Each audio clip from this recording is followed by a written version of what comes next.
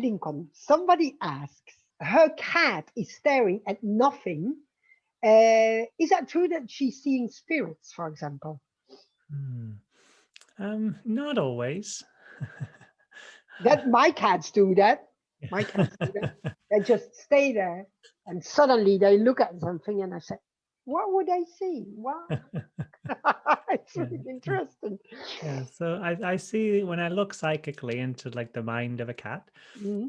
what I see is that sometimes cats are seeing non-physical beings, like Yeah. spirits in this world. Yes, that's true. Mhm. Other times, cats' consciousness goes into a non-physical reality while it's still physically awake.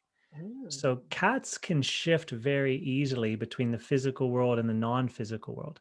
really? They sleep like 18 to 20 hours a day. And a lot of their sleeping is not deep sleep, it's more like meditation. So they'll close their eyes, they'll lay down, and their consciousness can shift into a non physical reality very easily.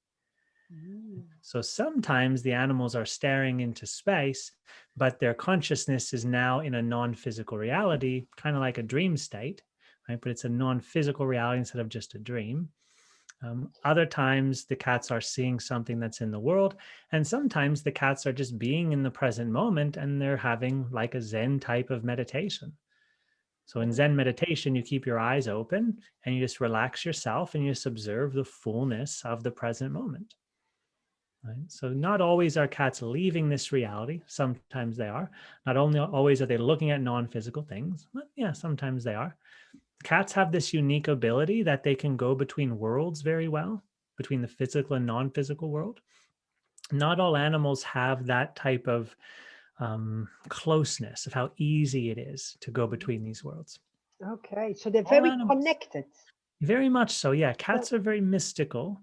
This is why often you would see in like in stories or artwork that a magician would have a cat or a witch would have a cat. So someone who practices the non-physical arts, the internal arts or the spiritual arts would often have mhm. cats because cats are very aware of spirits. So if you were doing mystical arts, you were say a magician and there were other magicians in your area and they would be maybe sending energies to you or sending spirits to you, your Mhm. cat would be able to identify them. Even if you wouldn't see them right away, your cat would see them. You'd notice your cat has identified them, and now you would be able to see them and interact with those spirits that came from another magician. Or if the magician was having an out of body experience. For anyone who's had out of body experiences in the world, you might notice that animals respond to you, particularly cats. Cats might notice you if you're in a non physical state, having an out of body experience and walking through a home. Because these animals are very aware of the non physical reality, a lot more than other species of animals I've found. Really? Mhm. So we should learn from them, really. They should give us classes. Yeah, yeah, definitely. Yeah, and the way they do it, they're very relaxed. They Yeah, don't make a big deal out of it, except this is normal. And they relax themselves so well that their non-physical perception opens.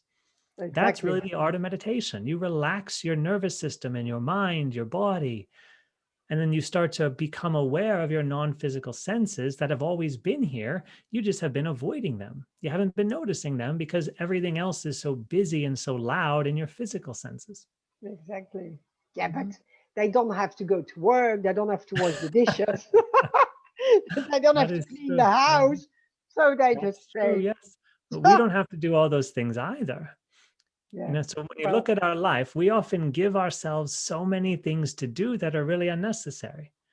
Now, these hmm, things we do add happiness, like you want to decorate your home, but every possession you have possesses you in some way, right? You have to spend time exactly, cleaning it or caring for it, and you have to definitely. spend money to upkeep it oftentimes. So everything we own ends up owning us. Yeah, Now, it's not a bad thing because we love this experience of life, but we have to realize that the more material things we collect, the more time and energy goes towards maintaining those material things. absolutely. Yeah. Yeah, So we talked about this one day. yeah, yeah. If we're True. complaining about cleaning our house, then get a smaller house or remove some of your possessions that you don't really enjoy, and then it won't be so difficult to clean around everything. Exactly. Yeah, yeah. But we still have to clean. That's A a little choice bit, a too. little bit. That's a choice too. I have a really good friend, and he realized he was spending so much time in his life cleaning his house that one day he decided he's not going to clean it anymore. And he stopped cleaning his house.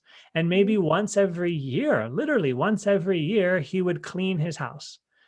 Sometimes if something was on the floor, he would have his broom and he'd sweep it up into a dustpan, but he wouldn't just sweep his home as like a weekly schedule. He decided there's more important things to do in my life than keep my house clean. Absolutely. So He's right. He's right. bags in his house and garbage here and there, and it would be in a certain area. Or like sometimes a pile of something would be on the floor, like maybe a stack of papers fell over, and he'd leave it on the floor for 2 months. Right. And it didn't bother his psyche because he made a decision that that's not important for me. There's other things I'd rather be doing than cleaning my home.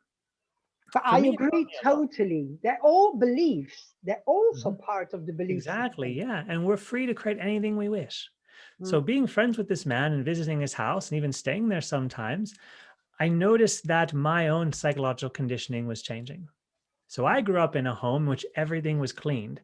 As a young child, I had to vacuum my bedroom every week, and I had to dust with like a spray and a rag every other week. And it was expected of me. And if I didn't clean my room, then I wouldn't be allowed to go to my friend's house or do things like that. So I grew up in an environment in which the house was always clean. Everything was in its proper place.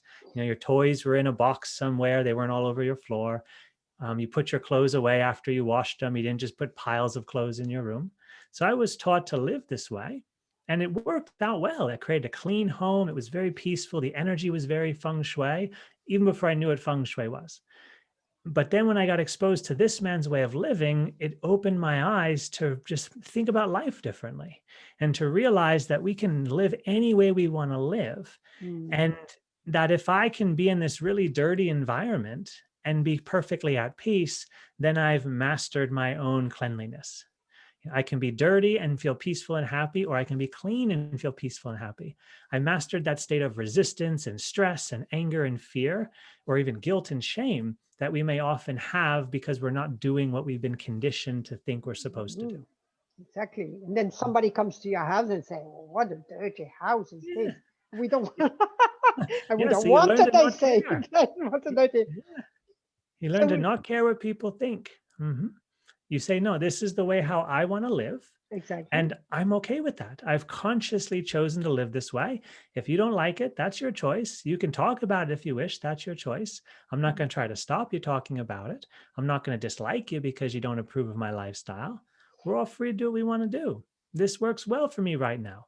Maybe tomorrow I'll change my agreement with myself and I'll clean my house every day because that's what makes me happy. But for right now, maybe I want a dirty house. Maybe I have things that I want to do with my time that are different than cleaning. Exactly. No, but it's true.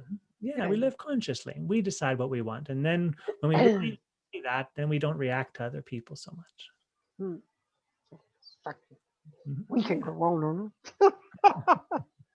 It's a really fun. It's a fun topic. You say it's a fun topic to talk about it. Yeah, because dirt and dirt are two things again. You know, dirt and dirt. There's this dirt and that dirt. But anyway, we go to the next question.